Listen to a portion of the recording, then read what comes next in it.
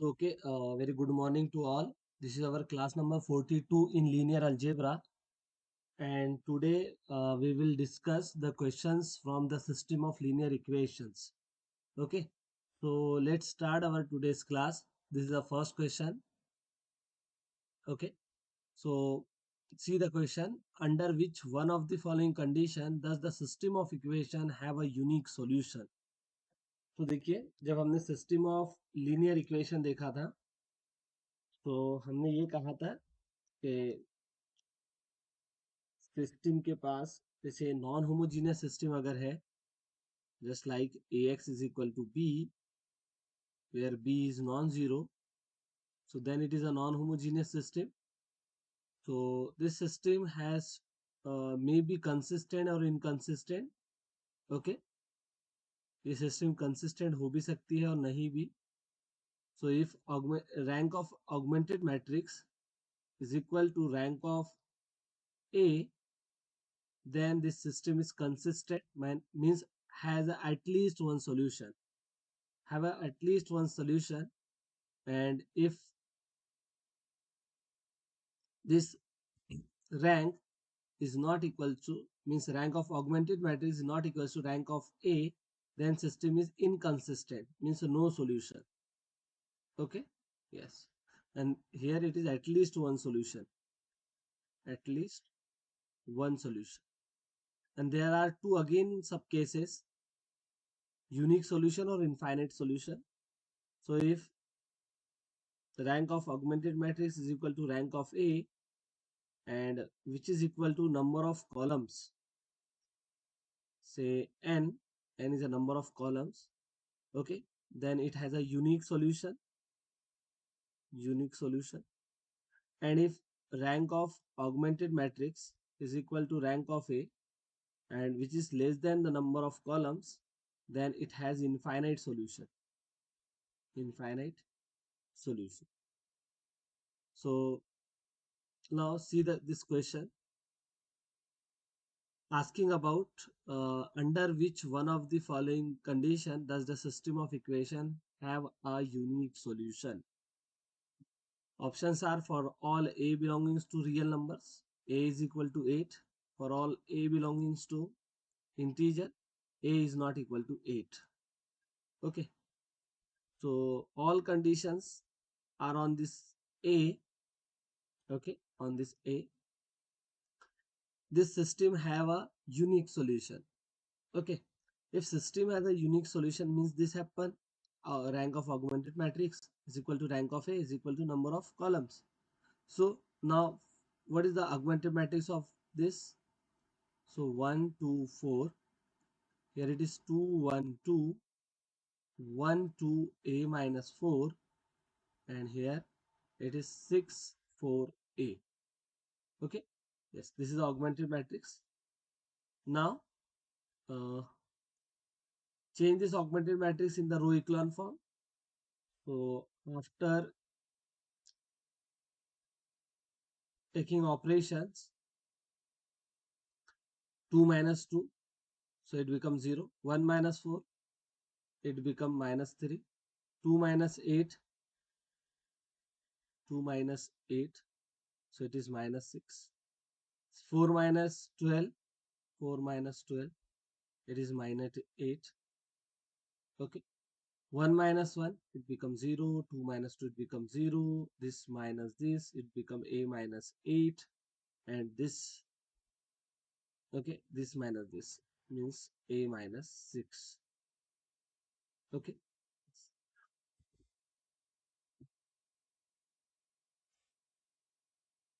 देखिए क्या कह रहा है ये कि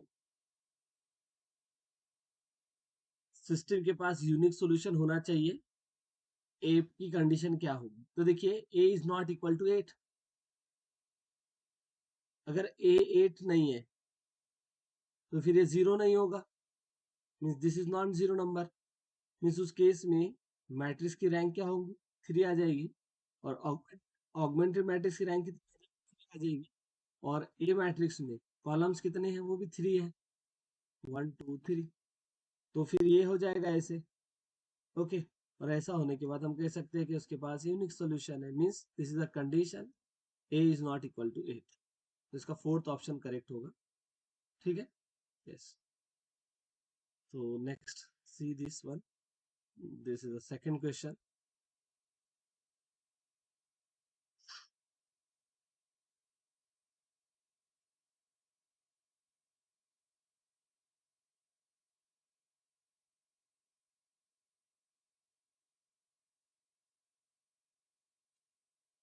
okay, yes.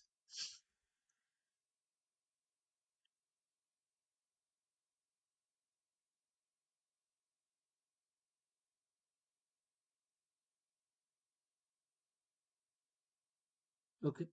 The system of equation where k is a real number has an infinite number of solution for k is equal to 0, k is equal to 1, k is equal to 2, k is equal to 3। System के पास infinite solution है तो k की क्या value होगी? देखिए, अगर system के पास infinite solution है, इसका क्या मतलब होता है? इसका ये मतलब होता है कि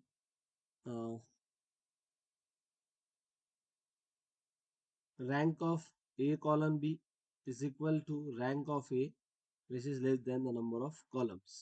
Okay, so here now write this system in the row echelon form. Then 2 3 minus 1 5 1 2 minus k and 4. Okay,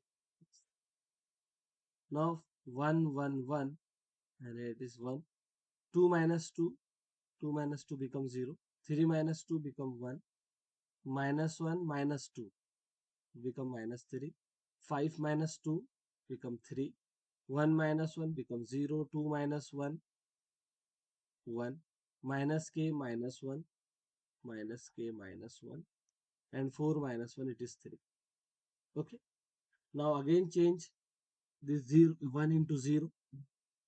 Okay, so this is 1 1 1 1 0 1 minus 3 3, then 0 1 minus 1 becomes 0, this minus this. Okay, minus k minus 1 plus 3. Okay, yes, so minus k minus 1 plus 3, minus 1 plus 3 become plus 2, so it become minus k plus 2, and here 3 minus 3 becomes 0. So system has infinite solution, means what? Means the rank of the matrix A should be less than the number of columns. Here number of columns are 3 in for matrix A, यहाँ पे 3 column है, तो rank क्या होना चाहिए? 3 से कम होना चाहिए। तो देखिए, रैंक को अगर 3 से कम होना है तो इसको 0 होना पड़ेगा, इसको 0 होना होगा, इसको 0 होना होगा, मीन्स माइनस के प्लस 2 को 0 होना पड़ेगा, तभी रैंक 3 से कम आ जाएंगे, रैंक 2 आ जाएंगे उस केस में। ठीक है, तो ये कब 0 होगा? जब k की वैल्यू क्या हो? 2 हो। सो k is equal to 2 is the correct option. If k is equal to 2, then system has infinite solution. If k is equal to 0, 1 or 3, then system has unique solution. Okay, yes. Now move on to the next question. Question number 3. Okay, again here, what is the dimension of vector space formed by the solution of the system of the following equation? So asking about dimension of solution space. We know the result to find the dimension of solution space. Okay,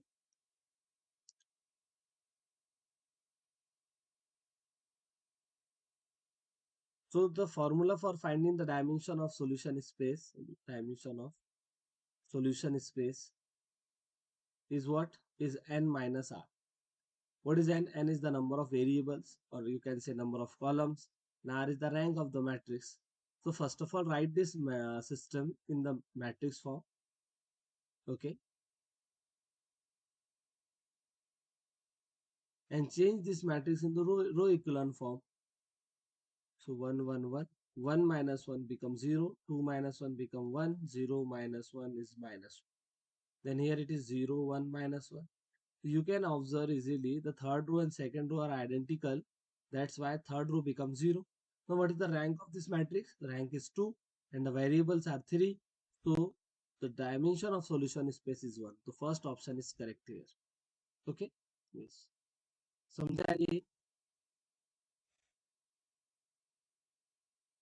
Hello? Okay. Now see the next question. Question number 4. Okay. And question number 4 is about, see what question actually says.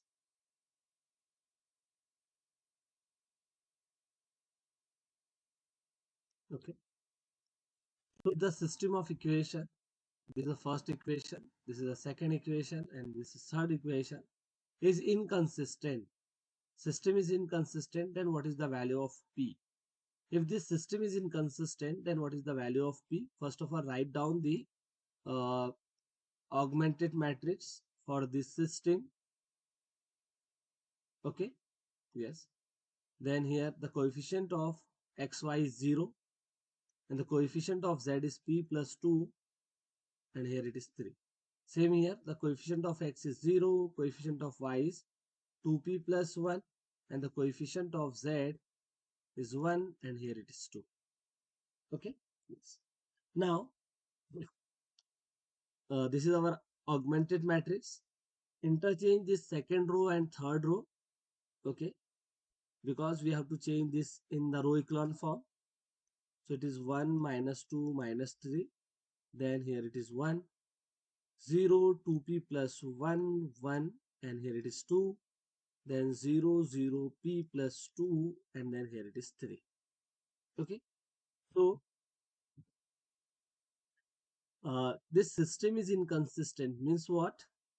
Means the pivot become in a danger zone. Pivot कहाँ जाना चाहिए? Danger zone में जाना चाहिए, यहाँ जाना चाहिए. तो इसको 0 होना पड़ेगा फिर, तभी पाइवोट इधर जाएगा. मीन्स p प्लस 2 को 0 होना पड़ेगा, तभी पाइवोट डेंजर जोन में जाएगा और सिस्टम इनकंसिस्टेंट बन जाएगी. यहाँ से पता चला कि p की क्या वैल्यू होगी? -2 होगी. तो इसका फर्स्ट ऑप्शन करेक्ट हो जाएगा. ठीक है. Next question, question number 5. See here.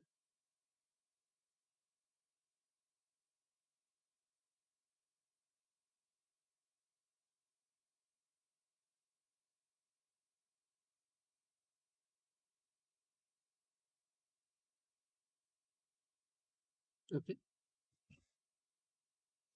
So this is our question number 5. The system of equation does not have a solution. Means this system is inconsistent. What is the value of k? So first of all, write down the augmented matrix. So here it is k, then 1, 1, and here it is 1. Then for this, here it is 1, then k, then 1, and then k. Here it is 1, 1, k, and then kq. Okay. Yes. So this is our system. Sorry, this is the augmented matrix for this system of linear equation, and this system has no solution. Means system is inconsistent. Means what? Means the rank of augmented matrix is not equals to the rank of A. Means क्या होता है कि जो pivot होता है वो danger zone में चला जाता है. तो चलो करते हैं इसको. देखिए हम क्या करेंगे, फर्स्ट और सेकंड रो को इंटरचेंज कर लेते हैं. तो ये क्या होगा? देखिए अब first row 1k1, then here it is k, और जो फर्स्ट रो है वो सेकंड रो बन जाएगी. Okay. And third row as it is. Okay. Now change this matrix in the row echelon form. Okay. तो हम इसको k से मल्टीप्लाई करके इसमें से सेकंड रो में से फर्स्ट रो को सब्ट्रैक्ट कर देंगे. ठीक है. So here it is 1 k 1 and k minus k is 0.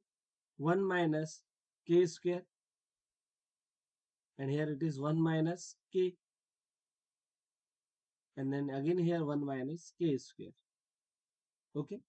Now third row इसको जीरो करना है तो फर्स्ट रो में सब्ट्रैक्ट करेंगे तो ये जीरो, फिर 1 माइनस के माइनस 1 और के क्यूब माइनस के. ठीक है. यस. नाउ क्या करें,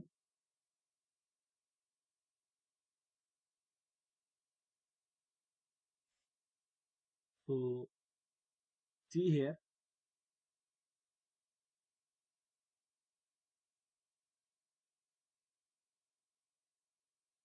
इसने क्या कहा है कि ये देखिए क्वेश्चन देखो पहले,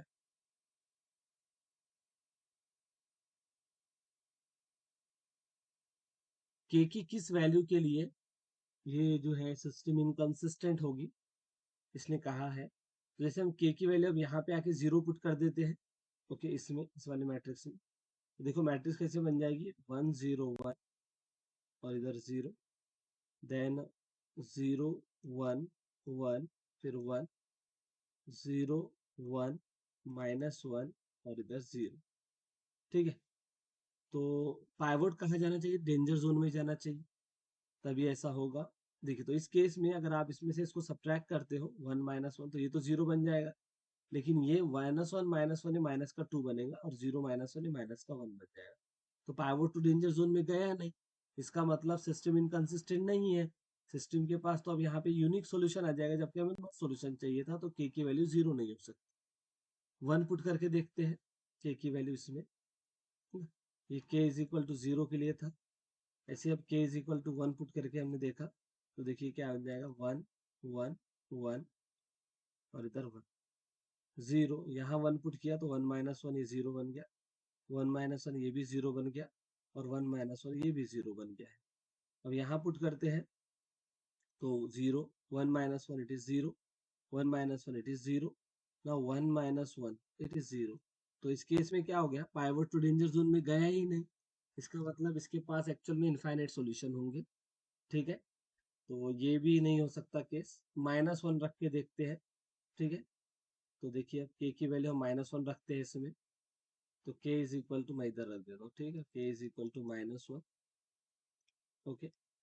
तो ये मैट्रिक्स देखिए कैसे बनेगी, 1 -1 1, देन -1, फिर 0. यहाँ -1 पुट किया तो ये 0 आ जाएगा, और इधर -1 पुट किया तो ये प्लस है ना 2 बन जाएगा, और इधर -1 पुट किया तो ये 0 बन जाएगा. सेम यहाँ पे 0, यहाँ माइनस का 1 पुट किया तो ये 2 बन गया है, और इधर माइनस का 1 पुट किया तो इधर माइनस का 2 बन गया है, और इधर -1 पुट किया तो ये -1 +1 तो ये 0 बन गया. ठीक है. तो पाइवोट तो मुझे डेंजर जोन में जाते हुए नहीं दिखा है. इसका मतलब के इज इक्वल टू -1 के लिए भी, के इज इक्वल टू -1 के लिए भी सिस्टम कैसी रहेंगी, सिस्टम कंसिस्टेंट ही रहेंगी. ठीक है. तो ये नहीं हो सकता. अब बचा -2 है, तो -2 ही इसका करेक्ट आंसर होना चाहिए मेरे अकॉर्डिंग. ठीक है. के इज इक्वल टू -2 पे जो होगा वो सिस्टम इनकंसिस्टेंट हो जाएगी. तो देख लेते हैं के इज इक्वल टू -2 भी. तो के इज इक्वल टू -2 हमें पुट करना है. 1 -2 1, देन -2 0, और ये कितना होगा, -2 का स्क्वायर 4 आ जाएगा, 1 -4 -3 बनेगा. इधर 1 +2 ये 3 बन जाएगा, और 1 -4, 1 -4 ये -3 हो जाएगा. फिर ये 0, 1 +2 ये 3, 1 +2 इज 3, -2 -1 ये -3, और -2 का क्यूब माइनस का 8 होगा, और प्लस का 2, -8 + 2 -6 आ जाएगा. ठीक है. तो देखिए अगर मैं इसको 0 करना चाहता हूँ तो मुझे ऐड करना पड़ेगा सेकेंड रो के अंदर. तो ये देखिए क्या बन जाएगी अभी मैट्रिक्स, 1 -2 1 माइनस का 2, 0 -3 3 -3, और ऐड किया तो 0 + 0 0 आएगा, 3 - 3 0 आ जाएगा, -3 + 3 0 आएगा, और -6 -3 माइनस का 9 आएगा। तो आप देख सकते हो पाइवोट इधर कहाँ चला गया, डेंजर जोन में।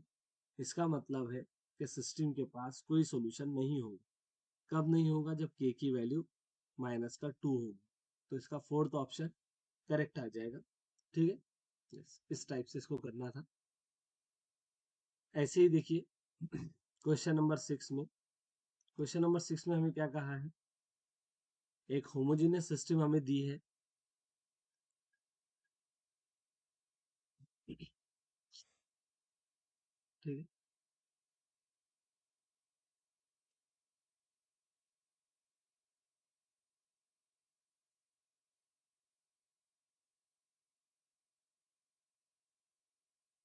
Okay, so the system of equation has no solution. देखिए जब भी होमोजेनियस सिस्टम गिवन हो तो नो सॉल्यूशन का तो केस होता ही नहीं है। कहता है ओनली एक ही सॉल्यूशन है, zero solution. Infinite number of solution है, ओनली टू सॉल्यूशन है। तो ओनली टू वाला केस कभी नहीं होता सिस्टम ऑफ लीनियर इक्वेशन के अंदर। या तो यूनिक सॉल्यूशन होगा, या फिर नो सॉल्यूशन होगा, या फिर इनफाइनाइट सॉल्यूशन। ये तीन में से ही केस होता है सिस्टम ऑफ लीनियर इक्वेशन के अंदर। और अगर होमोजीनियस सिस्टम है तो उसमें तो नो सॉल्यूशन का भी केस नहीं होता है, क्योंकि जीरो सॉल्यूशन हमेशा सॉल्यूशन बनता है। तो अब इन दोनों में से ही एक होने वाला है, या तो जीरो सॉल्यूशन या फिर इनफाइनाइट सॉल्यूशन। तो कैसे करेंगे इसको? तो देखिए, याद रखना मेरी बात, जब भी होमोजीनियस सिस्टम में वेरिएबल ज्यादा हो इक्वेशन कम हो, वेरिएबल ज्यादा हो इक्वेशन कम हो, तो हमेशा इनफाइनाइट सॉल्यूशन होते हैं। ऐसा क्यों सर? तो ऐसा इसलिए हो रहा है कि देखिए जब आप रैंक फाइंड आउट करोगे तो रैंक जो रहेंगी वेरिएबल ज्यादा होने के कारण, मीन्स एन की वैल्यू, एम और एन में देखिए एम है इक्वेशन और एन है कॉलम्स, ये रो और ये कॉलम डिसाइड करते हैं। तो ये एन वेरिएबल ज्यादा होने की वजह से रैंक कभी भी एन नहीं हो सकती, क्योंकि हमें पता है यहाँ पे एम जो रहेगा वह एन से लेस रहने वाला है। इक्वेशन वेरिएबल से लेस वाला केस है ना? जैसे कि यहाँ पे देखिए इक्वेशन 3 है, वेरिएबल 4 है, तो ये केस हो गया ना फिर कि इक्वेशन 3 है और वेरिएबल 4 है। तो हमें पता है कि 3/4 ऑर्डर की मैट्रिक्स में रैंक कभी 4 नहीं हो सकती, 4 से लेस ही हो। ऐसे ही यहाँ पे अगर एम एन से लेस है तो m/n ऑर्डर की मैट्रिक्स में रैंक नहीं हो सकती है। और जब रैंक n नहीं हो सकती है तो इस केस में होमोजेनियस सिस्टम के अंदर हमेशा इनफाइनाइट सॉल्यूशन एग्जिस्ट करता है। तो ये बात याद रख। ठीक है, होमोजेनियस सिस्टम के अंदर अगर इक्वेशन कम है, वेरिएबल ज्यादा है, तो हमेशा इनफाइनाइट सॉल्यूशन का केस बनेगा। ठीक है, समझा क्या आपको ये? बताइए। पूजा दीक्षा बाकी छुट्टी पे लगता है आज। देखिए क्वेश्चन नंबर 7 देखेंगे अभी। 7 में क्या कहा है, एक सिस्टम हमें दे दी, नॉन होमोजीनियस सिस्टम है, unique solution, finitely many solution, infinitely many solution, no solution. तो ये आपको खुद करना है। क्या करोगे? ऑगमेंटेड मैट्रिक्स निकालना। ऑगमेंटेड मैट्रिक्स बनाने के बाद आपको उसको रो इक्वेशन फॉर्म में चेंज करना है, और ऑगमेंटेड मैट्रिक्स की रैंक और मैट्रिक्स की रैंक चेक करनी है। अगर वो सेम है तो सिस्टम के पास सॉल्यूशन होगा, अगर सेम नहीं है तो नो सॉल्यूशन का केस बनेगा। और अगर ऑगमेंटेड और मैट्रिक्स की रैंक सेम है, और मैट्रिक्स की रैंक अगर नंबर ऑफ कॉलम्स के इक्वल है, तब उस केस में यूनिक सॉल्यूशन का केस होता है। ठीक है, और अगर मैट्रिक्स की रैंक नंबर ऑफ इक्वल से उस केस में इनफाइनाइट सॉल्यूशन का केस होता है। ठीक है, तो ये आपको करना है क्वेश्चन नंबर 7। क्वेश्चन नंबर 8 भी सेम वही है, वैसे ही है। देखिए ये आपको जैसे इससे ऑगमेंटेड मैट्रिक्स बना लेना है ना? ऑगमेंटेड मैट्रिक्स कैसे बनाते हैं वो अभी आपको पता है। ये अपना ए यहाँ आएगा, और एक खड़ी से एक लाइन खींचना वर्टिकल, और उसके बाद ये 3 1 लिखना, और फिर उसको ऑगमेंटेड मैट्रिक्स है ना, ऑगमेंटेड मैट्रिक्स आ जाएगी तो उसको फिर वो इक्लान फॉर्म में चेंज कर लेना। और फिर वहां से ये ऑप्शन को वेरीफाई करना कि नो सॉल्यूशन वाला केस है क्या, सिर्फ जीरो सॉल्यूशन होगा। तो जीरो सॉल्यूशन तो नहीं होगा इस केस में, नॉन होमोजेनियस सिस्टम में कभी भी जीरो सॉल्यूशन नहीं होता है ना। फिर exist non zero unique solution और इनफाइनाइट सॉल्यूशन, इस टाइप से केस बने हैं। ठीक है, तो ये आपको करना है क्वेश्चन नंबर 8 भी। क्वेश्चन नंबर 9 देखिए, क्वेश्चन नंबर 9 भी इजी क्वेश्चन है वैसे।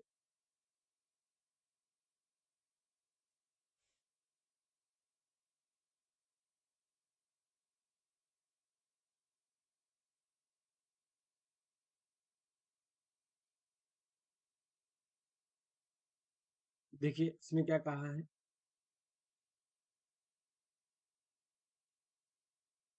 The system of equation is consistent, system consistent है, तो वही कहानी होगी कि ऑगमेंटेड मैट्रिक्स की रैंक और मैट्रिक्स की रैंक सेम रहेंगी। अब जब आप इसका जैसे मैट्रिक्स बनाओ, ऑगमेंटेड मैट्रिक्स बनाओगे, तो ये क्या आ जाएगा, 2 1 फिर इधर 5 1 -3 -1 3 4 और के, इस टाइप से। अब इसका जैसे पाइवोट सिर्फ डेंजर जोन में नहीं जाना चाहिए, इस बात का ध्यान रखना। जब जब पाइवोट डेंजर जोन में नहीं जाएगा, सिस्टम हमेशा कंसिस्टेंट रहेंगी। ठीक है, तो हम क्या करते हैं, फर्स्ट और सेकेंड रो को इंटरचेंज कर लेते हैं। तो ये 1 -3 -1 2 1 5 3 4 के। ओके, अब जैसे इसको जीरो बनाना है और इसको जीरो बनाना है इस 1 की हेल्प से, तो देखिए क्या होगा, 1 -3 -1 2 -2, ये जीरो आ जाएगा। ठीक है, 2 -2 जीरो आ गए। ऐसे ही 1 + 6 है ना, 1 + 6, 1 + 6 से 7 हो जाएगा, और 5 + 2 ये 7 आ जाएगा। सेम 3 -3 करोगे तो जीरो आएगा, 4 + 9 करोगे तो 13 आ जाएगा, और इधर से k प्लस में 3 ऐसे आ जाएगा। ओके, अब हम इस 7 7 को 1 बना सकते हैं 7 से डिवाइड करके, है ना। यस, तो 1 -3 -1 0 1 1, 7 से डिवाइड किया हमने सेकंड रो को, 0 13 k + 13। ओके, यस, अब ये 1 के हेल्प से 13 को 0 बनाते हैं, तो 0 1 1 0, 13 - 13 इट इज 0, k + 13 -13 तो ये आ जाएगा k, है ना। यस, k + 13 -13 करोगे तो +13 -13 कैंसिल हो जाएगा और k आ जाएगा। ठीक है, तो अब ये क्या कहता है कि सिस्टम कैसे होना चाहिए, कंसिस्टेंट होना चाहिए, तो पाइवोट डेंजर जोन में नहीं जाना चाहिए। अगर ये नॉन जीरो हुआ, ए की वैल्यू अगर नॉन जीरो हो गई, अरे कुछ तो भी गड़बड़ है इसमें,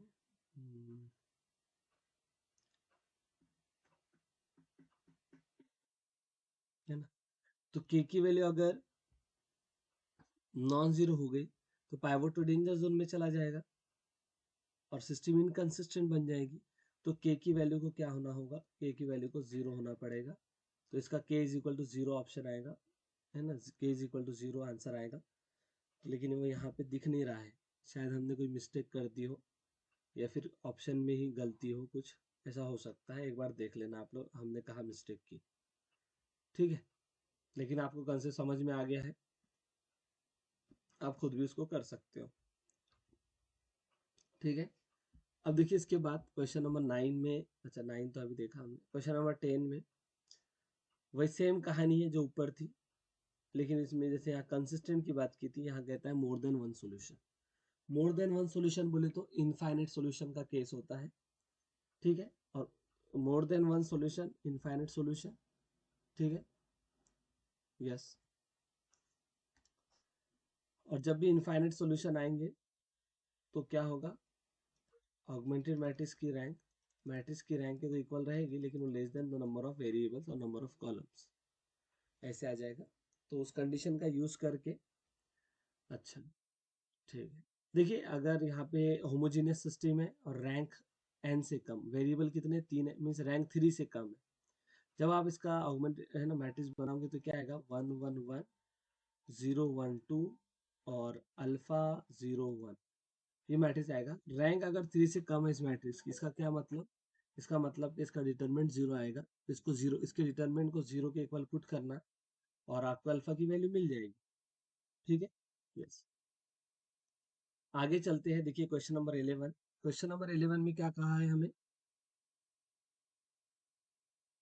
ओके, क्वेश्चन नंबर 11 में कहा है कि system of equation can be express as. इस सिस्टम को हम कैसे एक्सप्रेस कर सकते हैं इसमें से? तो आपको पता होगा, ये देखिए, ये 1 2 1 पहले रो में ये यहाँ दिख रहा है, वैसे इधर भी है, बाद में 2 1 3 वो इधर है, ठीक है। और फिर वेरिएबल को हम ऐसे लिखते हैं, और बाद में ये 9 7 इधर आएगा, तो ये जो थर्ड लिखा हुआ है ये करेक्ट है ना? इसको मैट्रिक्स इक्वेशन बोलते हैं। तो इसकी जो मैट्रिक्स इक्वेशन होगी वो ये हो, ठीक है, यस। आगे चलते हैं, देखिए क्वेश्चन नंबर 12। देखिए क्वेश्चन नंबर 12 में क्या कहा है?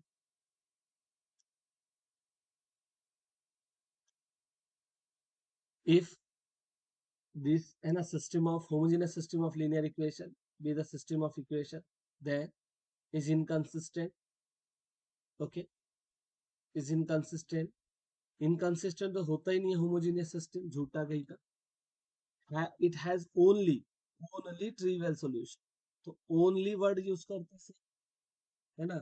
only कब आता है? जब रैंक इसके इक्वल आ जाए नंबर ऑफ कॉलम्स के इक्वल, ठीक है, तभी होगा। मीन्स अगर रैंक नंबर ऑफ वेरिएबल के इक्वल, जब आप इसका मैट्रिक्स बनाओगे तो ये आएगा 3 2 1 1 4 1 और 2 1 4 2 1, ये मैट्रिक्स आ जाएगा, ठीक है, यस। तो रैंक अगर एन आना है, मीन्स नंबर ऑफ कॉलम के इक्वल इसकी आना है, मीन्स रैंक अगर 3 आना है, तो इसका डिटरमिनेंट कैसा होना चाहिए? इस मैट्रिक्स का डिटरमिनेंट को नॉन जीरो होना चाहिए। तो उसका डिटरमिनेंट फाइंड आउट करना, उस पर से हम जज करेंगे, क्योंकि ये स्क्वायर सिस्टम है, इसलिए 3 वेरिएबल है, 3 इक्वेशन है, इसलिए ऐसा मैं कह रहा हूँ, ठीक है। तो आपको इसका डिटरमिनेंट फाइंड आउट करना है, या फिर रो इक्वेशन फॉर्म में चेंज कर लो, दोनों में से जो एक कर सकते। रो इक्वेशन फॉर्म में चेंज करो, ओके। और रो इक्वेशन फॉर्म में चेंज करने के बाद देखना कि मैट्रिक्स की जो रैंक है वो नंबर ऑफ कॉलम्स के इक्वल है कि नहीं, अगर है, तो zero solution is the only solution. अगर नंबर ऑफ कॉलम्स से लेस है, इसके पास इनफाइनाइट सॉल्यूशन होंगे, ठीक है। और अगर डिटर्मिनेंटल अप्रोच मीन्स डिटर्मिनेंट के अप्रोच से अगर आप करना चाहते हो, तो इसका डिटरमिनेंट फाइंड आउट करना। अगर डिटरमिनेंट नॉन जीरो निकला तो सिर्फ जीरो सॉल्यूशन होगा, और डिटरमिनेंट अगर जीरो निकला तो इसके पास इनफाइनाइट सॉल्यूशन होगा, क्योंकि ये स्क्वायर सिस्टम है, इसलिए ऐसा हो रहा है यहाँ पे। थर्ड ऑप्शन क्या कह रहा है? It can be reduce to a single equation and so the solution does not exist. Solution does not exist की बात करते से ये तो गलत बात हो जाएंगी, सॉल्यूशन तो हमेशा एग्जिस्ट करता है। The determinant of matrix coefficient is zero, कहता है डिटरमिनेंट जीरो आएगा, तो आपको देखना पड़ेगा, ठीक है। मैंने अप्रोच बताया है, सॉल्व आपको करना पड़ेगा, ठीक है। आगे चलते हैं,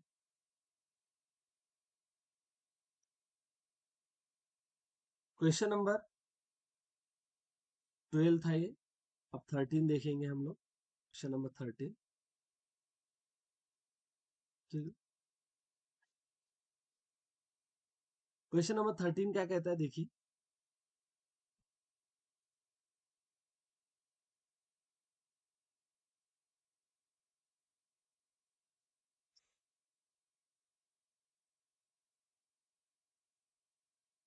क्वेश्चन नंबर 13 कह रहा है कि एम एक मैट्रिक्स है, एम बाय एन ऑर्डर की, जहाँ पे एम जो है वो एन से लेस है, इक्वेशन जो है वेरिएबल से लेस है ना, ऐसे कह सकते हैं हम लोग। Matrix with the rank M, और इसमें रैंक जो है ना एम। रैंक एम होने का क्या मतलब होता है? कि हर रो में पाइवोट है, इसका ये मतलब। देखो यहाँ पाइवोट है, इसमें भी पाइवोट है, इसमें भी पाइवोट है, इसमें भी पाइवोट है, ठीक है, ऐसे। मीन्स हर रो में पाइवोट है, इसका ये मतलब है, ठीक है। तो अब ये क्या कहता है? For every B has a unique solution, this system has unique solution. तो yes, it is correct. Why? क्योंकि आप बी को कुछ भी चेंज कर लो, तो मैट्रिक्स की रैंक, जैसे ये 4 ऑर्डर की लिया तो 4 आ जाएगी, और ऑगमेंटेड मैट्रिक्स की रैंक भी 4 रहेंगी, और ये किसके इक्वल है ना?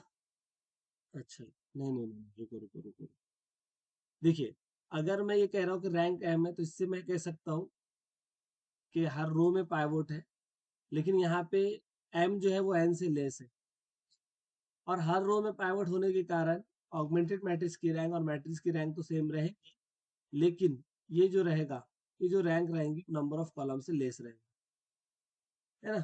तो ये कौन सा केस होता है, ये केस होता है किसका, ये केस होता है इनफाइनाइट सॉल्यूशन। ठीक है, इनफाइनाइट सॉल्यूशन का केस होता है। अब इसमें यूनिक कह गया है तो गलत बात, but it is not unique.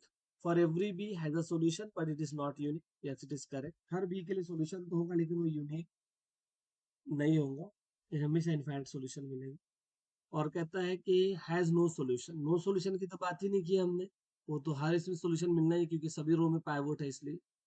ठीक है, तो इसका सेकंड ऑप्शन करेक्ट हो जाएगा। ओके, यस, ठीक है। क्वेश्चन नंबर 14 देखिए आप, दिस इज ऑल्सो अच्छा क्वेश्चन। ठीक है, देखिए क्वेश्चन नंबर 14 में क्या कहा है, ए जो है ये एम बाय एन ऑर्डर की मैट्रिक्स है। Okay, row rank is equal to column rank, R है ना, रो रैंक और कॉलम रैंक क्या है, आर है।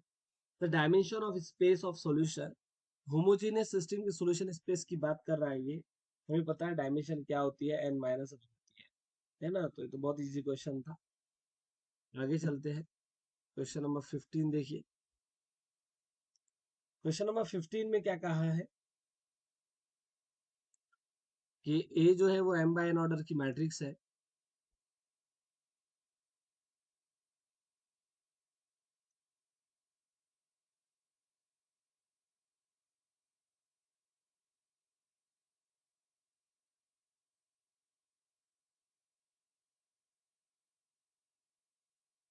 एक ऐसी मैट्रिक्स है, एम बाय एन ऑर्डर की मैट्रिक्स है।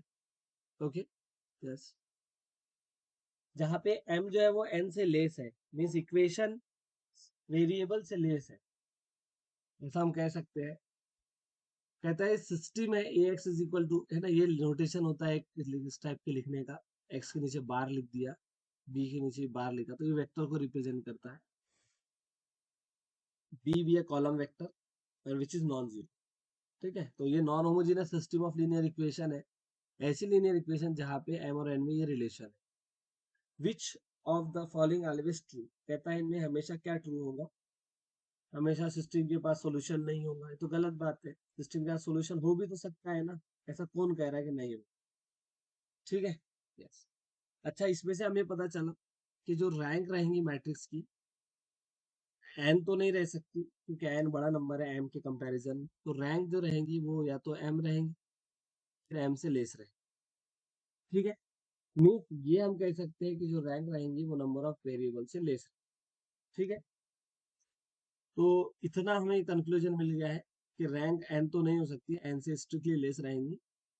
मीन्स यूनिक सॉल्यूशन वाला केस यहाँ नहीं हो सकता, क्योंकि यूनिक सॉल्यूशन कब होता है, जब ऑगमेंटेड मैट्रिक्स की रैंक और नंबर ऑफ कॉलम्स ये अगर इक्वल आ जाए तभी यूनिक सॉल्यूशन का केस होता है। तो यहाँ पे तो यूनिक सॉल्यूशन नहीं होगा। ठीक है, अच्छा, सेकंड में क्या कहा था, system of equation has a solution infinitely many solution. अगर सिस्टम के पास सॉल्यूशन है तो हमेशा इनफाइनाइट सॉल्यूशन रहेंगे, यस, यस, ये वह बात बिल्कुल करेक्ट है। फोर्थ ऑप्शन में क्या कह रहा है, the system of equation has at least one solution, ये कमित कमी एक सॉल्यूशन असनारक, नहीं सर, ऐसा कोई जरूरी नहीं है। देखो यहाँ पे ये अगर इक्वल नहीं आया तब तो नो सॉल्यूशन का केस हो जाएगा, तो ये भी रॉन्ग है, सिर्फ इसका सेकंड ऑप्शन करेक्ट। क्या है सेकंड ऑप्शन करेक्ट। तो ये थे अपने 15 क्वेश्चंस। अभी और हम करते हैं इसके क्वेश्चंस। ठीक है, 1 मिनट का ब्रेक लेते हैं हम लोग, है ना, 1 मिनट का ब्रेक, को कहीं नहीं जाइएगा आप। ठीक है, दीक्षा पूजा, 1 मिनट के बाद हम वापिस आते हैं।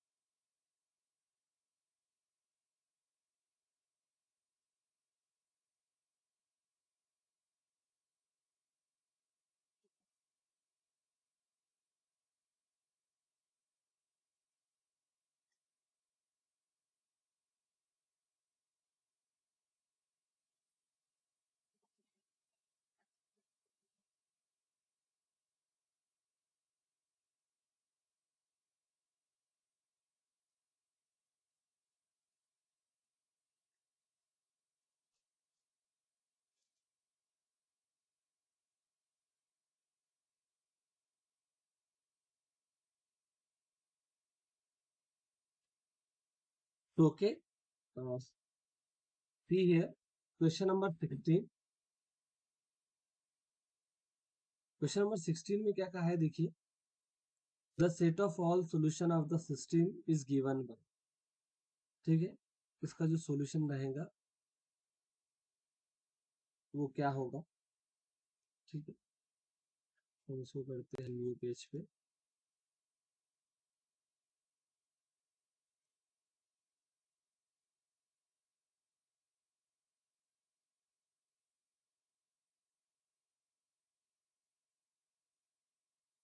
ठीक है, the set of all solutions to the system of equations, देखिए सिस्टम ऑफ इक्वेशन क्या है, 1 minus I X one minus I X two is equal to 0, 2x1 plus 1 minus I X two is equal to 0, ठीक है।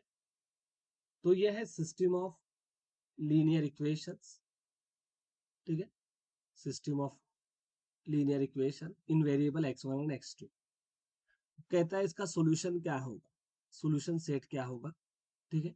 तो पहले हम लिख लेते हैं इसका ऑगमेंटेड मैट्रिक्स, 1 माइनस आई, इधर माइनस आई और इधर 2 और इधर 1 माइनस का आई, ठीक है, इस टाइप से। और इसको चेंज करते हैं रो इक्लॉन फॉर्म में। तो रो इक्लॉन फॉर्म में चेंज करने के लिए हमें इसको 0 बनाना पड़ेगा।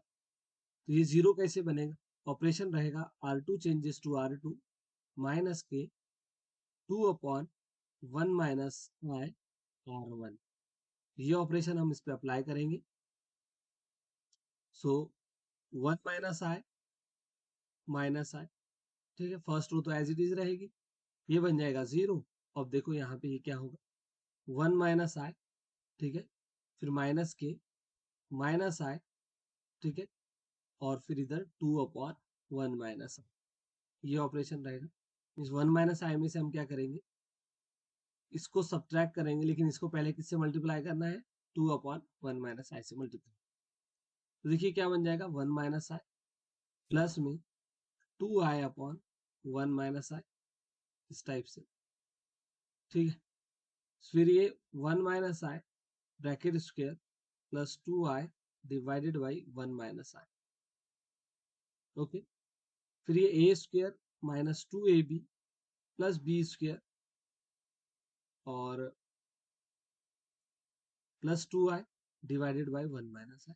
देखिए minus 2 i plus 2 i get cancel और आई स्क्वायर माइनस 1 होता है, इधर प्लस 1, तो ये 0 अपॉन 1 माइनस आई होगा, ठीक है, यस। तो 0 अपॉन 1 माइनस आई, ये 0 आ जाएगा, देखा आपने। तो ये सेकेंड रो तो कम्प्लीटली 0 आ गई है, इसका मतलब यहाँ पे क्या हो रहा है कि रैंक ऑफ ए जो है वो नंबर ऑफ वेरिएबल्स से लेस है। तो कौन सा केस होगा, इनफाइनाइट सॉल्यूशन का केस होगा। कौन सा केस होगा, इनफाइनाइट सॉल्यूशन। और जब भी इनफाइनाइट सॉल्यूशन का केस होता है तो फ्री वेरिएबल का कंसेप्ट साथ में आता है ना। फ्री वेरिएबल का कंसेप्ट जो होता है वो उसके साथ में रहता है, ठीक है। तो देखिए इसमें बोला है कि सिर्फ 0 सॉल्यूशन है ना, इसमें बोला है 1 1 सॉल्यूशन है, तो दोनों भी रॉन्ग हो गए, क्योंकि हमें पता है इसमें इनफाइनाइट सॉल्यूशन हमको मिलने हैं, ठीक है। अब हम वो इनफाइनाइट सॉल्यूशन को फाइंड आउट करेंगे। तो देखिए यहाँ से हम निकालते हैं रिड्यूस सिस्टम, क्या निकालेंगे, रिड्यूस्ड सिस्टम निकालेंगे। तो यहाँ से रिड्यूस सिस्टम क्या मिलेगी, 1 minus I X one minus I X two is equal to 0। तो अब इसमें नंबर ऑफ फ्री वेरिएबल का जो कंसेप्ट होता है, number of free variables is equal to n minus R, और यहाँ n क्या है, n है वेरिएबल्स और रैंक है 1। तो ये नंबर ऑफ फ्री वेरिएबल्स है, एक है। फ्री वेरिएबल्स कितने हैं, एक है। अभी x1 और x2 में से फ्री वेरिएबल किसको ले, तो देखिए परंपरा ये कहती है कि जो लास्ट वाला वेरिएबल होता है उसको लेते हैं, ठीक है। परंपरा को हम भी फॉलो करेंगे, चाहो तो आप x1 को भी फ्री ले सकते हो, लेकिन परंपरा को फॉलो करना अच्छी बात होती है। तो x2 को हम फ्री वेरिएबल ले लेंगे, ठीक है। तो x2 को अब क्या ले, ये क्वेश्चन है,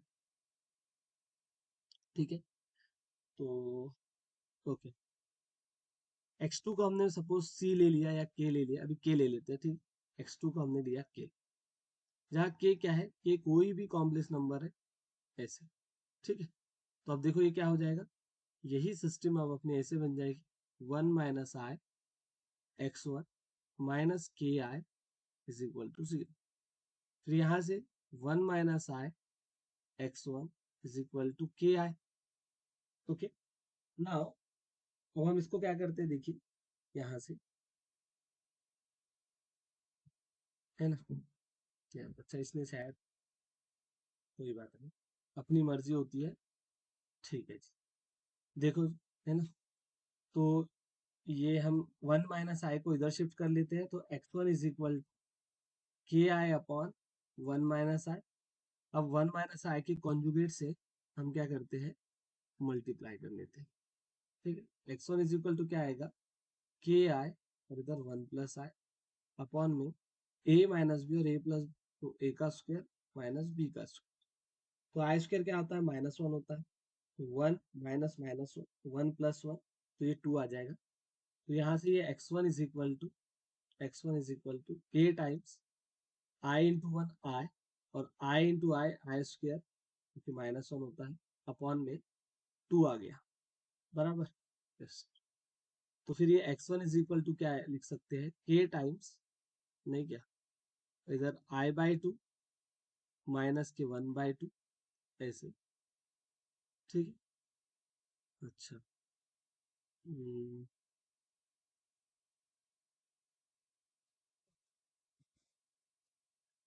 तो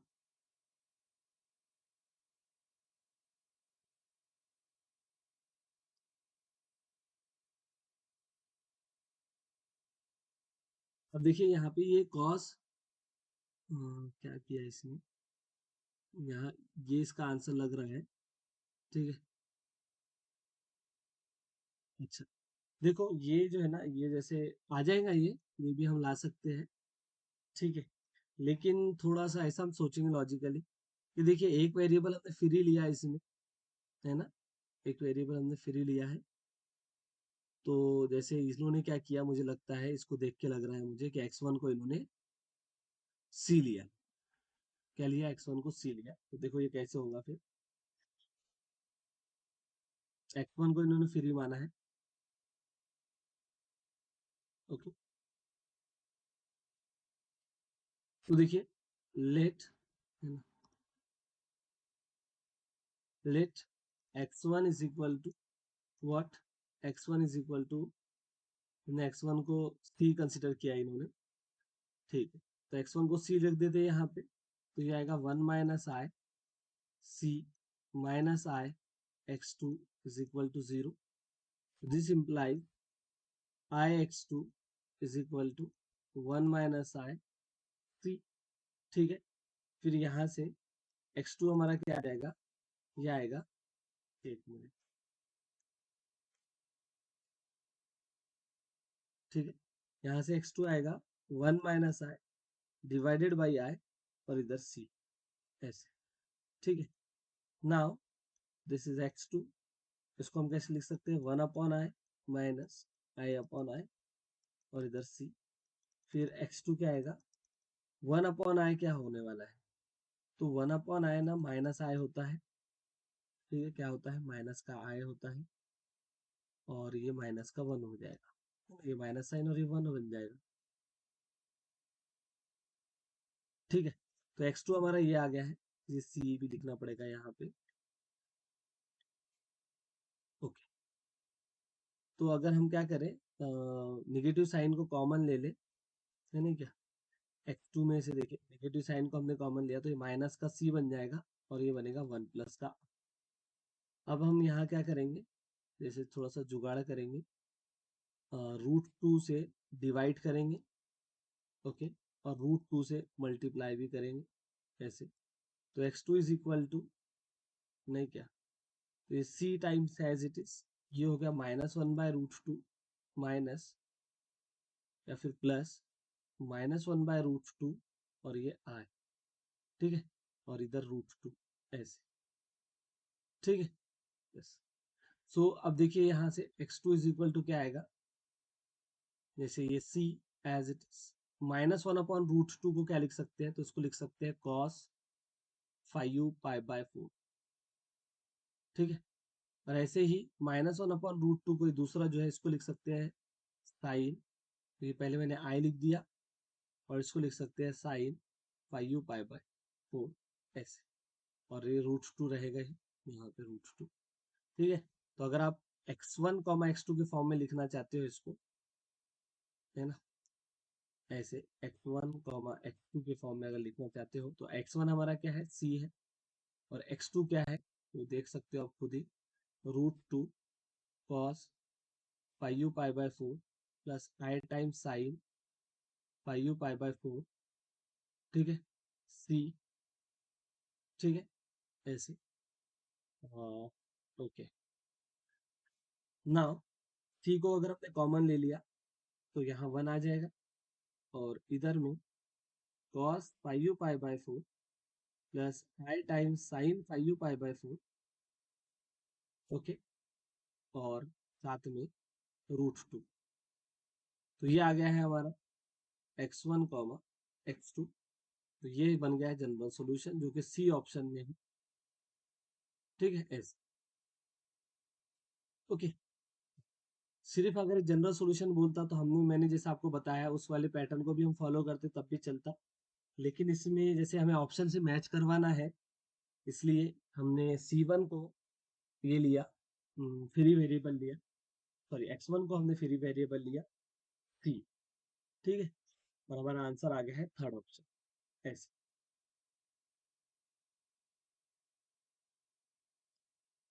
क्वेश्चन नंबर 17 देखिए, 17 में क्या कहा है कि S be the solution space, है ना,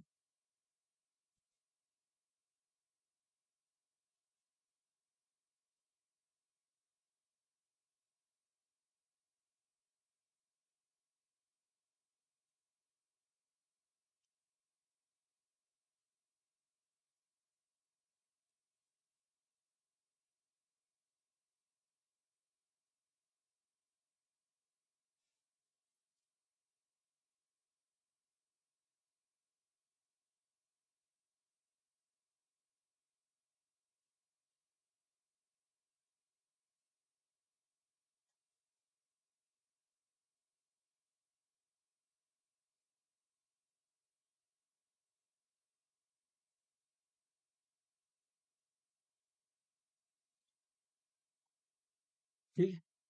सो देखिए क्वेश्चन नंबर 17 क्या कह रहा है, S be the solution space of set of m homogeneous linear equation with real coefficient in n unknown। s क्या है, सॉल्यूशन स्पेस है सिस्टम ऑफ लीनियर इक्वेशन का, और system of homogeneous linear equation का, जहाँ पे m इक्वेशंस है और n variables. If a is the matrix of this system of equation, a क्या है, a ये matrix of system of equations है, ठीक है, मींस a उस सिस्टम ऑफ लीनियर इक्वेशन की मैट्रिक्स है, then dimension of S, solution space की डायमेंशन पूछ रहा है, तो हमें पता है सॉल्यूशन स्पेस की डायमेंशन होती है n-r, फर्स्ट ऑप्शन इसका करेक्ट हो जाएगा, ठीक है ना। क्वेश्चन नंबर 18 देखिए, 18 में कहा है कि सिस्टम के पास इनफाइनाइट नंबर ऑफ सॉल्यूशन है, के की वैल्यू बताइए, आपको पता है कैसे करना होता है। सेम इसमें यूनिक सॉल्यूशन की बात की है, के की वैल्यू पूछ रहा होगा, will not have a unique solution, अच्छा यूनिक सॉल्यूशन नहीं है, तो बताइए के की वैल्यू क्या होंगी, ठीक है। तो आपको पता है कैसे इसको सॉल्व करना होता है। क्वेश्चन नंबर 20 देखिए, in the matrix which of the following is necessary condition for the existence of at least one solution for the unknown vector x, कम से कम एक सॉल्यूशन एग्जिस्ट करे, इसके लिए नेसेसरी कंडीशन क्या होंगी।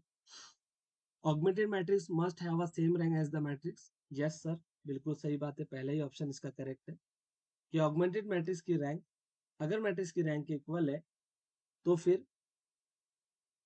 एटलीस्ट एक सॉल्यूशन तो होता ही है, ठीक है। नेक्स्ट 21 में देखिए, solution of the system defined by the, solution पूछ रहा है इसका, नहीं क्या, तो देखिए यहाँ पे जैसे इसमें क्वेश्चन नंबर 21 में 21 में क्या कह रहा है कि solution of system defined by the equation ये x इज इक्वल टू, तो ये आप डायरेक्ट पुट करके भी चेक कर सकते हो कि सॉल्यूशन है या नहीं है, अदरवाइज मेथड से भी फाइंड आउट कर सकते हो। ठीक है, आगे चलते हैं। क्वेश्चन नंबर 22 में consider system of simultaneous linear equation.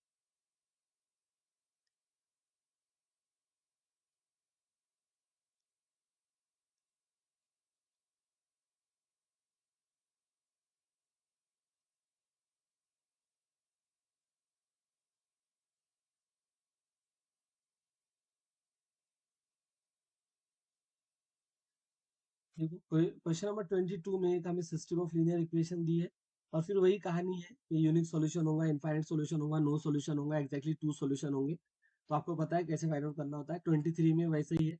24 देखिए, for the set of equations the following statement is true only trivial solution. ये तो सरासर झूठ है, सिर्फ जीरो सॉल्यूशन थोड़ा ना होगा इसका, वैसे इसका जीरो सॉल्यूशन होता ही नहीं, नॉन होमोजेनियस सिस्टम का कभी भी जीरो सॉल्यूशन नहीं होता है। कहता है देयर आर नो सॉल्यूशन, वो तो हमें देखना पड़ेगा ऑगमेंटेड मैट्रिक्स बना के, है ना। अगर पाइवोट डेंजर जोन में गया तभी नो सॉल्यूशन होगा, अदरवाइज सॉल्यूशन तो रहेंगे ही। Unique non trivial solution exist, कहता है एक ही सॉल्यूशन होगा।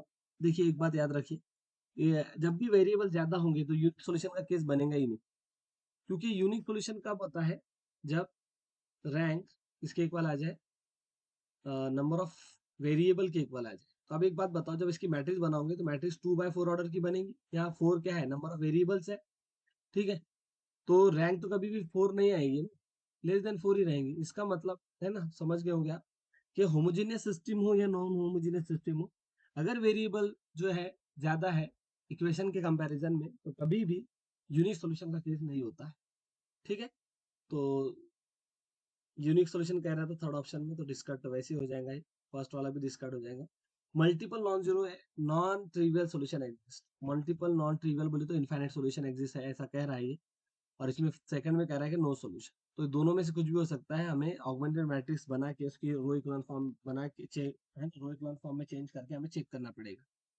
ठीक है, ऐसे ही 25 में देखिए, 25 में क्या कह रहा है कि ए जो है 4/3 ऑर्डर की मैट्रिक्स है, कुछ columns forms are linearly independent sets. Columns form, column कितने हैं इसमें, 3 है, मीन्स इसकी रैंक कितनी आ जाएगी, 3 आ जाएगी। रैंक 3 आ रही है, मीन्स रैंक जो है नंबर ऑफ वेरिएबल्स के इक्वल आ रही है। ओके, यस, ठीक है, यस। इसमें रो कितनी है, 4 रो है। इसमें से हमें करेक्ट क्या होगा वो बताना है ना, विच आर ट्रू।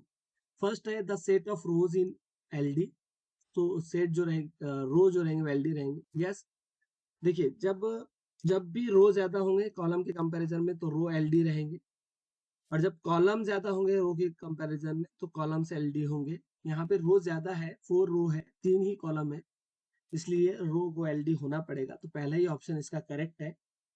ठीक है, आगे क्या बढ़े फिर, अब ये जो फर्स्ट है यही करेक्ट है। ठीक है, ऐसे ही अब ये Z3 फील्ड के अंदर बात कर रहा है ये। तो ठीक है, आज के लिए जैसे इतना ही हम रखते हैं, 25 क्वेश्चंस किए अभी, तो आज के लिए इतना ही। Okay, yes.